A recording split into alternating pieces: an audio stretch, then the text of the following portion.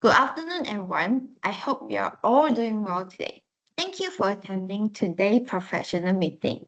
Our role today is to act as a task force reviewing and evaluating the solutions proposed by Group 2 under the theme of graduate employability and skills. Before we begin, I would like all members to introduce themselves. I will start first. I'm Chancellor Wing, the chairperson of this meeting. I'm Krishna Priya. I'm Sumia Izati. I'm Janani. And I'm Sashini Suri. Thank you, everyone. Let us move on to defining the problem identified by Group 2. Group 2 identified a critical and ongoing issue in higher education, which is the misalignment between university education and industry expectations. While graduates may achieve strong academic results, many employers report that fresh graduates lack hands-on experience, workplace confidence, problem-solving ability, and communication skills. This issue contribute to a graduate underemployment, longer job search periods, and reduced productivity. It also raises concerns about whether universities are adequately preparing students for the realities of the modern workforce. With this shared understanding, we will now review the solutions proposed by Group 2 in more detail. Group 2's first proposed solution is enhancing curriculum relevance. This solution focuses on updating university curricula to better reflect current industry needs. It involves regularly reviewing syllabi, incorporating industry relevant content, and integrating practical components such as case studies, real world projects, and applied assessments. The strength of this solution is that it addresses the problem at its root, what students are taught in university. However, curriculum reform can be time consuming and may require strong collaboration between educators, policymakers, and industry partners. Another solution proposed by Group 2 is the Mentorship Network Program. This initiative connects students with industry professionals and alumni who can provide guidance on career pathways, workplace expectation, and professional decision making.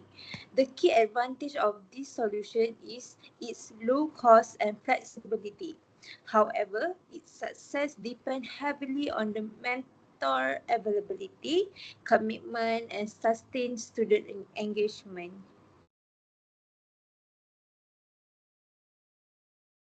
Group 2 also proposed the Industrial Link Internship Program, or also known as the ILIP. This program introduces structured, outcome-based internship co-designed by the universities and even the industry partners. Students are assessed using real workplace performance indicators and gain hands-on experience with actual tools and systems. The ILIP directly addresses the lack of practical experience among graduates. While coordination may be a bit challenging, its potential impact on graduate employability is very much significant. To add on, another proposed solution is the Personal Skills Gap Diagnostic and Action Plan, or known as PSGDAP. This digital self-assessment tool helps students to identify their skill gaps early and also provides personalized recommendations for improvement. The strength of this solution lies in promoting self-awareness and proactive development, but it may be less effective without structured opportunities to act on the feedback. Now, the final solution proposed by Group 2 is the Soft Skill Bootcamp. This intensive program focuses on communication, leadership, teamwork, critical thinking, and professional ethics through simulations and practical activities. Employers often highlight these skills as critical for workplace success. While effective, these solutions may require substantial resources and time commitment, which could also limit the scalability if implemented alone. Now that we have reviewed all the five solutions proposed by Group 2, we will now move on into the discussions and evaluation stage.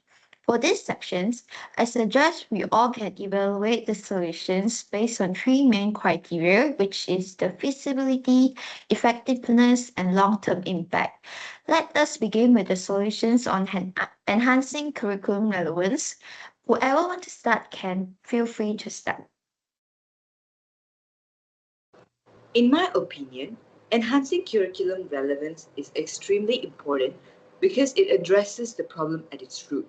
If universities continue teaching content that is outdated or overly theoretical, graduates will always struggle to meet industry expectations. However, one limitation is that curriculum changes usually take a long time to implement. Students who are already in their final years may not benefit immediately, which reduces its short term impact. Yes, I agree with that point. From like an industry perspective, curriculum relevant is essential, but industry evolve very quickly. Technology, tools, and work processes change faster than academic syllabus. This means that even updated curriculum can become outdated if they are not reviewed regularly. Therefore, while this solution is important, it may not be sufficient on its own. I would like to also add that curriculum enhancement is most effective when it includes practical components such as case studies, real world projects, and even industry based assessments. Without these elements, curriculum updates may remain theoretical and fail to truly prepare students for workplace challenges. I agree with all the points raised. Enhancing curriculum relevance strengthens academic quality and ensures long term improvement, but it should be seen as a foundational strategy rather than a quick solution. I believe that it works best when combined with experiential learning opportunities. Yes, I share everyone's views.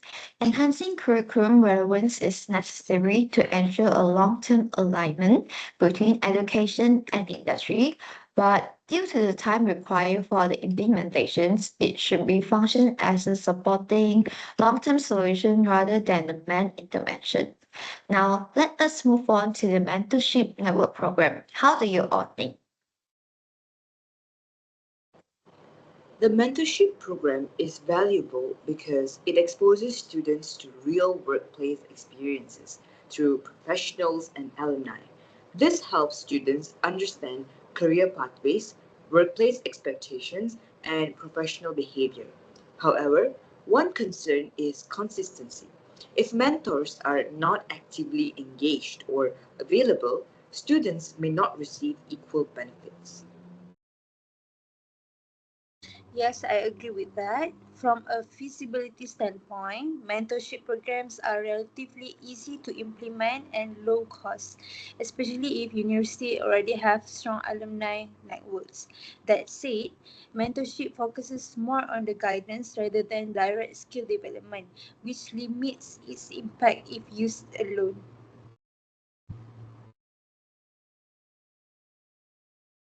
From a student development perspective, I think mentorship improves confidence, motivation, and career clarity.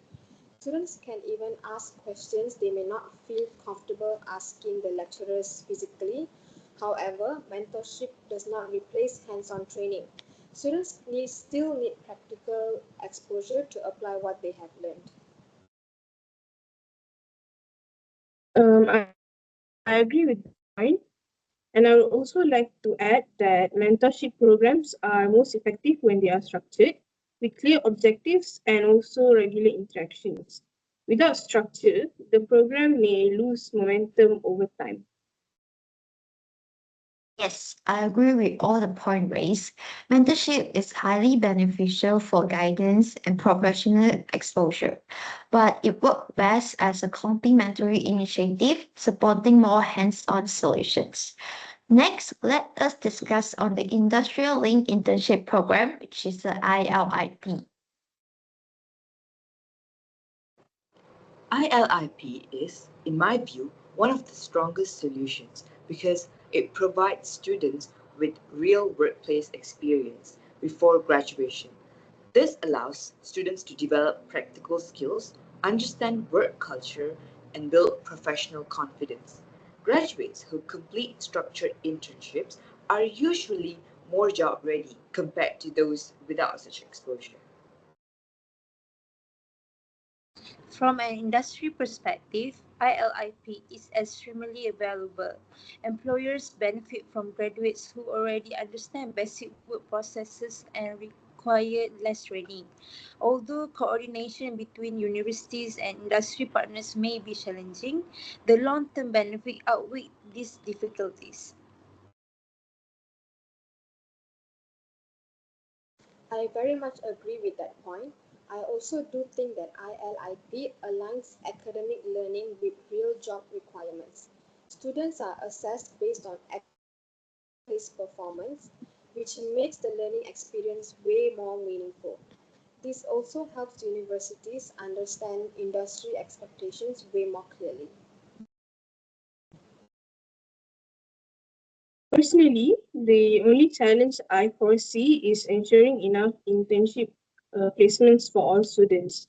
However, with proper planning and partnerships, this issue can be managed.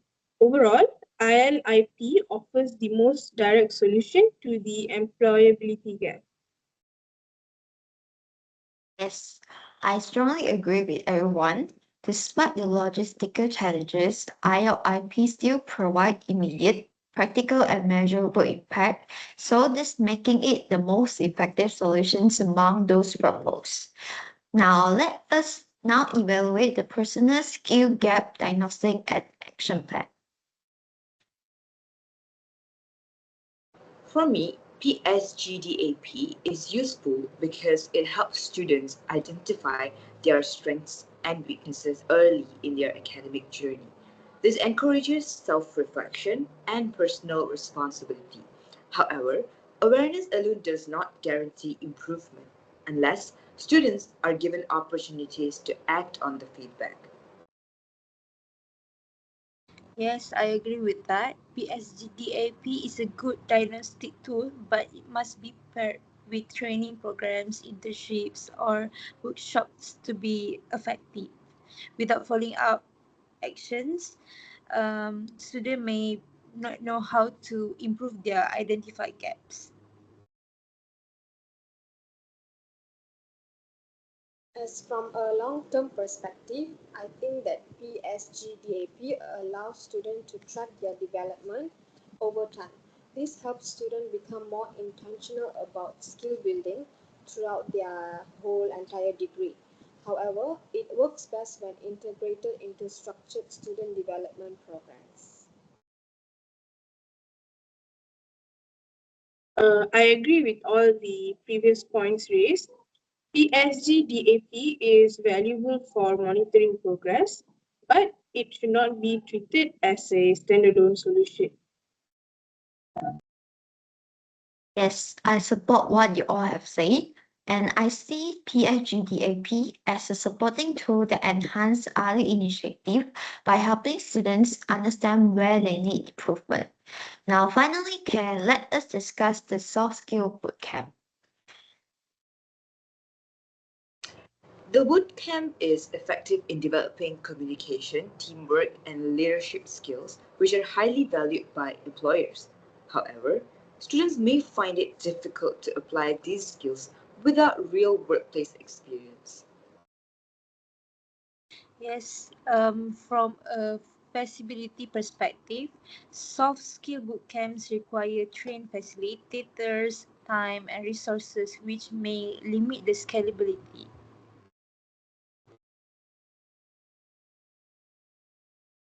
I also do think that soft skill training is important, but on the other hand, students benefit most when they can practice these skills in real life situations, such as during internships or even group projects. In my opinion, I believe that the bootcamp is most effective when integrated with internships or industry-based learning. So this will allow students to immediately apply what they learned beforehand. I agree with everyone's ideas. Soft skill training is essential, but it should complement practical experience but not replacing it. Now, based on our extensive discussion, it is clear that while all five solutions contribute to addressing the employability gap, the Industrial Link Internship Program (ILIP) offers the strongest immediate and practical impact. Do we all agree that ILIP should be recommended as the primary solution supported by curricular enhancements, mentorships, PSGDAP, and soft skill training? Yes, Yes, we agreed. agree. Agreed. Yes, we agree. Now, thank you everyone for the discussion. I will now proceed to summarize our final decisions and the next steps. To conclude, today we have reviewed the five solutions proposed by Group 2.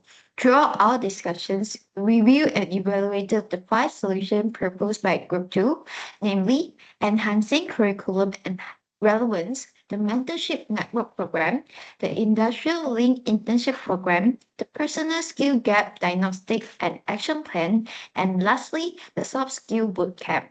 Each solution has been assessed based on its feasibility, effectiveness, and potential impact on graduate employability. Lastly, we all agree that enhancing curricular relevance is essential as a long-term strategy as it addresses the root cause of the skill mismatch, although its impact may take time to materialize. The mentorship program was recognized as a valuable support mechanism for career guidance and professional exposure, while PSGDAP was seen as a useful tool for early self-awareness and continuous skill development. The soft skill bootcamp, on the other hand, was acknowledged for its role in strengthening communication, leadership, and professional behavior, particularly when combined with the real workplace exposure. After our careful consideration, we have reached a consensus that the Industrial Link Internship Program (ILIP) is the most suitable solution for implementation as the primary strategy, as it offers the most immediate and direct impact by providing the students with structures, hands-on industry experience before graduation. We further agree that the remaining solutions should be integrated as a supporting initiative to enhance the overall effectiveness of ILIP. As the next step, we recommend that the relevant stakeholder could explore the pilot implementations of ILIP through collaboration with the industry partners, while simultaneously planning the graduate curriculum enhancements and complementary student with the development programs. Lastly, thank you all members for active participations and valuable contributions. This concludes today's meeting. Thank you.